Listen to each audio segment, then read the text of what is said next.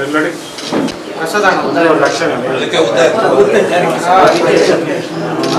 ಅಧ್ಯಕ್ಷ ಆಯ್ಕೆ ಆದ್ಮೇಲೆ ಫೋನ್ ಮಾಡಿದ್ರೆ ಅದೇ ಸಮಸ್ಯೆ ಆರ್ದಲ್ಲಿ ಏನಿದೆಯಾ ಸಾಕು ಮಲ್ಲಿಗೆ ಸ್ಮೆಲ್ ಹೆಂಗ್ ಬರ್ತೈತೆ ಇವನ್ ಸ್ಮೆಲ್ ಬರ್ತೈತೆ.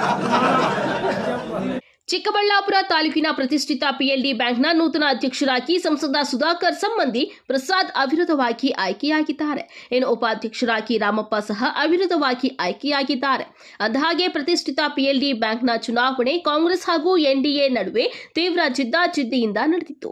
ಸಂಸದ ಸುಧಾಕರ್ ಬೆಂಬಲಿಗರೇ ಆಯ್ಕೆಯಾಗುವ ಮೂಲಕ ಮುರಳಿ ಪಿಎಲ್ಡಿ ಬ್ಯಾಂಕ್ ಹಿಡಿತ ತೆಗೆದುಕೊಂಡಿದ್ರು.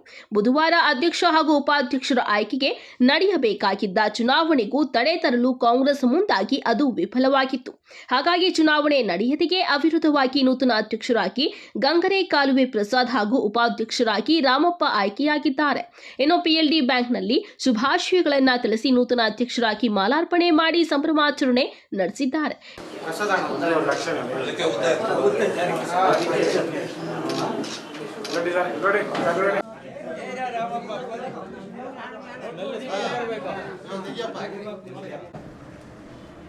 ಆರ್ದಲ್ಲಿ ಏನಿದೆಯಾ ಸಾಕು ಮಲ್ಲಿಗೆ ಸ್ಮೆಲ್ ಹೆಂಗ್ ಬರ್ತೈತೆ ಇವನ್ ಸ್ಮೆಲ್ ಬರ್ತೈತೆ.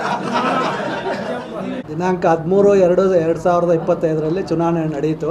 ಅದರಲ್ಲಿ ನಮ್ಮದು 5 ಕ್ಷೇತ್ರಗಳು ಅವಿರೋಧವಾಗಿ ಆಯಿತು. 6 ಕ್ಷೇತ್ರ ಮತ್ತು ಎಲೆಕ್ಷನ್ ನಡೀತು. ಅದರಲ್ಲಿ ನಮ್ಮದೇ 6 ಕ್ಷೇತ್ರನೂ ನಮ್ಮ ಪರವಾಗಿ ಬಂತು. ಇದರ ನೇತೃತ್ವವನ್ನು ಡಾಕ್ಟರ್ ಕೆ ಸುಧಾಕರ್ ಅವರು, ಸಂಸತ್ ಸದಸ್ಯರಾದ ಡಾಕ್ಟರ್ ಕೆ ಸುಧಾಕರ್ ಅವರು ಪ್ರಯತ್ನದಿಂದಲೇ ಇವೆಲ್ಲ ನಡೀತು. ಇದು ಮುಂದೆ ಇವರು ಕಾಂಗ್ರೆಸ್ನವರು ಏನೇನೋ ಪ್ರಯತ್ನ ಪಟ್ಟರು, ಇದನ್ನು ಏನಾದರೂ ಮಾಡಿ ತಪ್ಪಿಸ್ಬೇಕು ಅಂತ ಹೈಕೋರ್ಟ್ಗೆ ಹೋಗಿ ಏನೇನೋ ಪ್ರಯತ್ನ ಪಟ್ಟರು. ಆದರೂ ಅದು ಸಾಧ್ಯ ಆಗಲಿಲ್ಲ. ಯಾವತ್ತೇ ಆಗಲಿ ಸದ್ಯನೇ ಗೆಲ್ಲೋದು ಅಂತ ಹೇಳ್ಬಿಟ್ಟು ಪ್ರೂವ್ ಆಯಿತು ಹೈಕೋರ್ಟಲ್ಲಿ. ಈಗ ನಾವು ಎಲ್ಲ ಗೆದ್ದಿದ್ದೀವಿ. 11 ಕ್ಷೇತ್ರ ನಮ್ಮದೇ ಪಾಲಾಗಿದೆ. ಈಗ 2ನೇ ಬಾರಿಗೆ ನನ್ನ ಆಯ್ಕೆ ಮಾಡಿದ್ದಾರೆ.